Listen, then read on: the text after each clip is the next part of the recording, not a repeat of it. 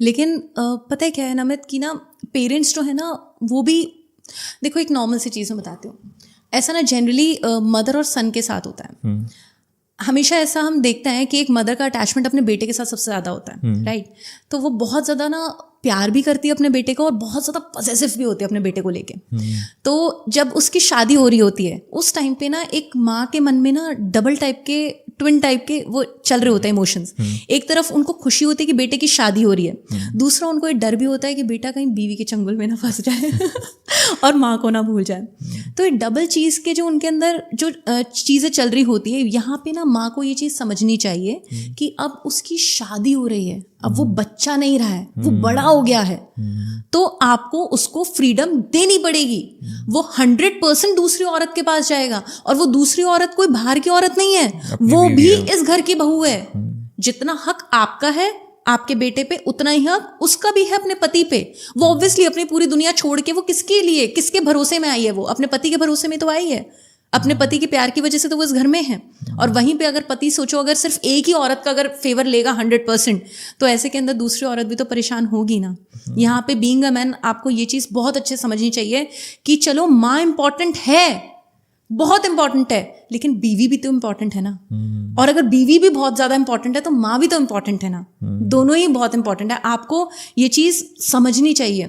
ये लड़कों को बैलेंस करना चाहिए कि कौन क्या इंपॉर्टेंट है, किस चीज़ के अंदर क्या चीज़ होती है, क्योंकि दोनों की एक्सपेक्टेशन उसी एक सिंगल आदमी से है। कोई बाहर वाले जाके बाहर किसी को बोलेगा नहीं जाके कि यार तुम आके हमारे घर का मसला सेट करो, कोई नहीं बोलेगा। तो दोनों को ये चीज़ समझिए। और माँ को ना थोड़ा सा एक वो होता है कि बीइंग अ मदर थोड़ा सा ना ढील दो अपने बेटे को भी और अपनी बहू को भी।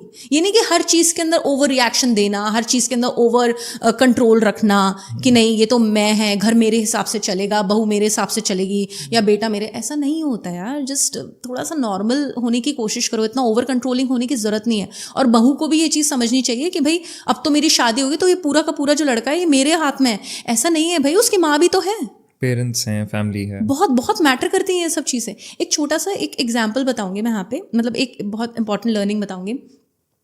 अगर आपको बीइंग अ वुमेन अगर आपको ये चीज़ सच में चेक करनी है कि आदमी है कैसा, वो एक अच्छा इंसान है या नहीं, तो उसका सबसे अच्छा तरीका होता है कि आप ये देखो कि वो आदमी अपने पेरेंट्स को किस तरह से ट्रीट करता है।